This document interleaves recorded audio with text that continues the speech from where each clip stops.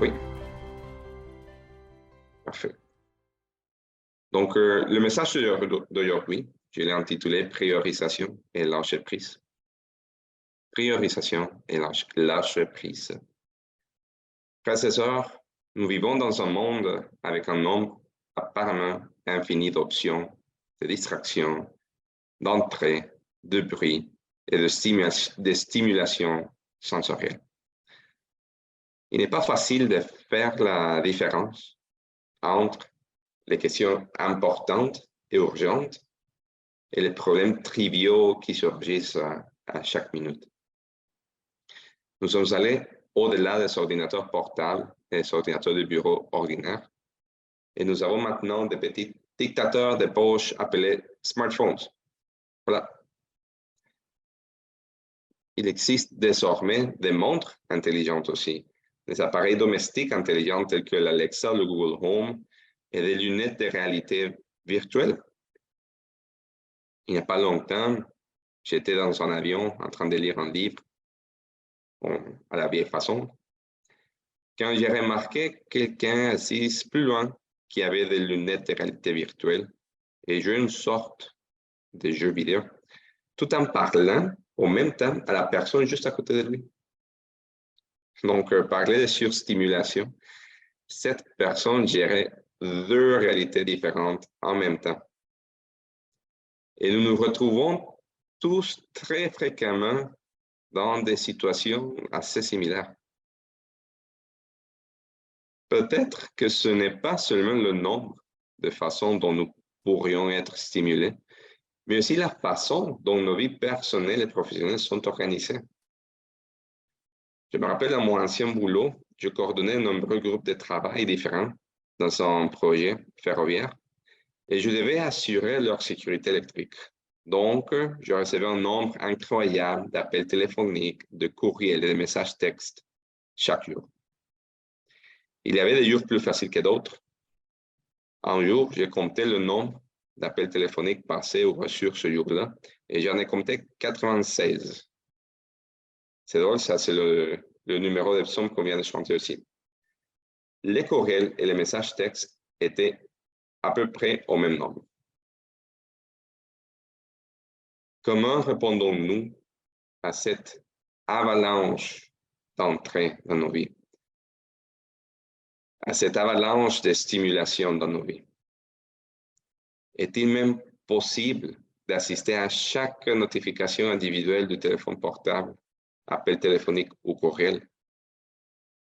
Peut-être que nous aimons la musique ou les films et nous aimerions assister à chaque concert, à chaque film projeté dans le cinéma. Peut-être aimerions-nous voyager partout ou tout étudier. Est-ce que c'est possible?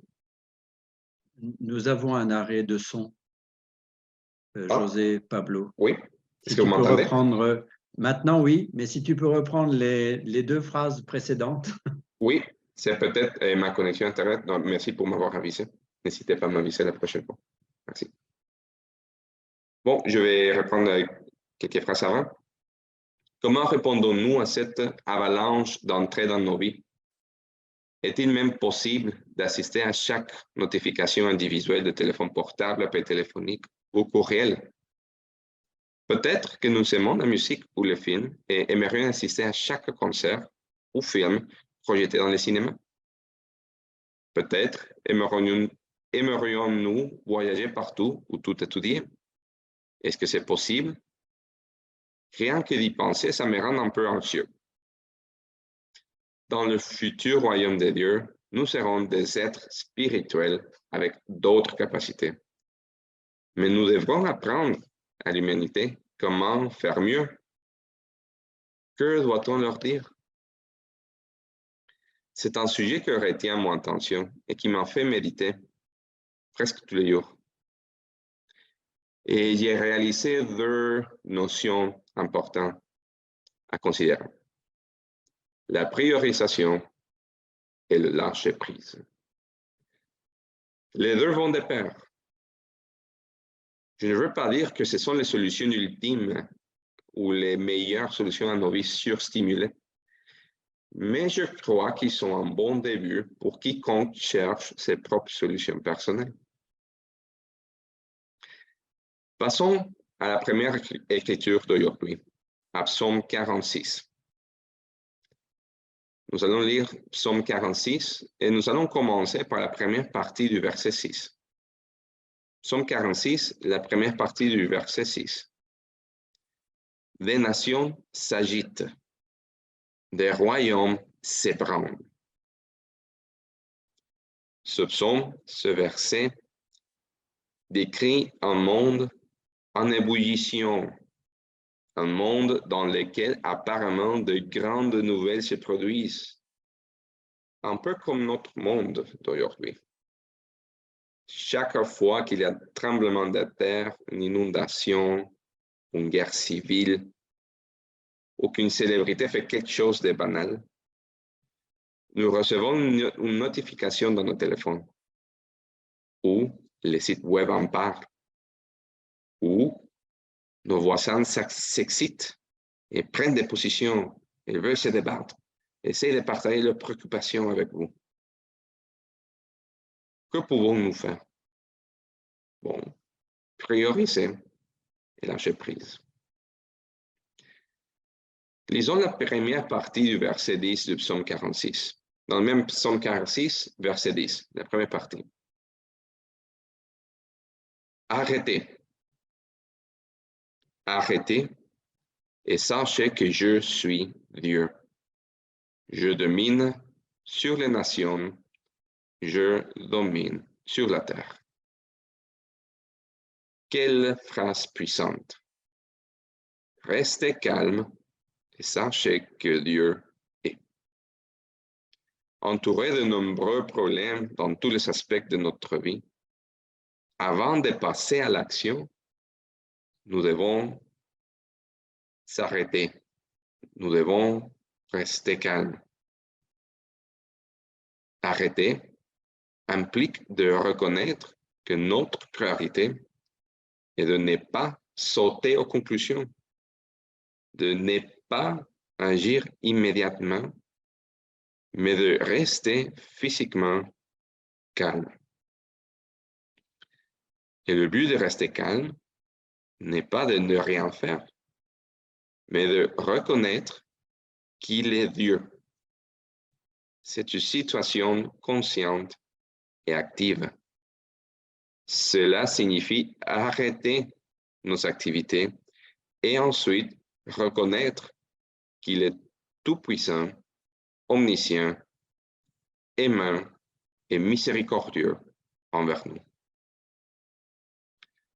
De nombreuses philosophies modernes adoptent une position similaire et appellent à arrêter physiquement ce que nous faisons, mais beaucoup recommandent aussi de libérer l'esprit.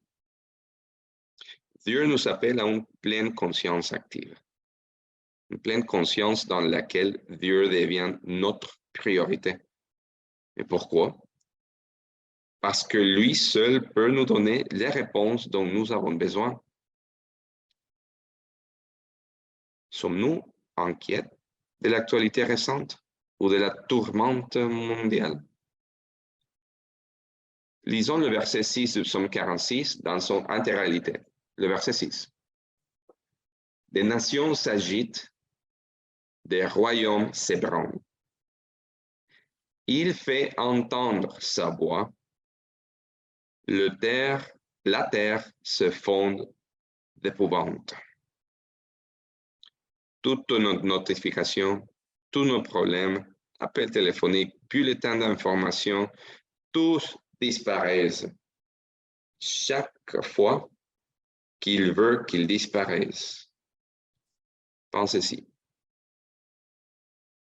Prioriser implique de lâcher prise. Dans mon exemple personnel et banal, des centaines d'appels téléphoniques et de courriels, j'ai dû prioriser où mon attention serait dirigée parce que je ne pouvais pas prêter attention aux détails des émotions et besoins de chacun. Donc, j'ai laissé tomber ceux qui n'étaient pas vraiment importants à ce moment-là. Parce que si je me laissais accabler par toutes les émotions de ces personnes ajoutées aux miennes, je m'épuiserais rapidement. Il n'y a aucun moyen que je puisse prendre les urgences de tout le monde et les appeler les miennes, en négligeant mes propres priorités. Aussi difficile que cela puisse paraître, j'ai dû abandonner toutes ces personnes à un moment donné. Peut-être que plus tard, ils deviendront une priorité, mais j'ai dû me concentrer sur la tâche à accomplir et aller de l'avant avec mes activités quotidiennes.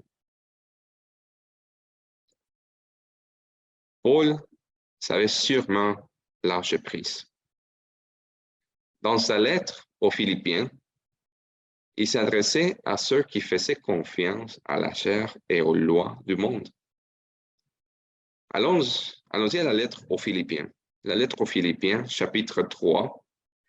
Lettre aux Philippiens, chapitre 3, et versets 13 et 14. Verset 13. Frères, je ne pense pas l'avoir saisi, mais je fais une chose.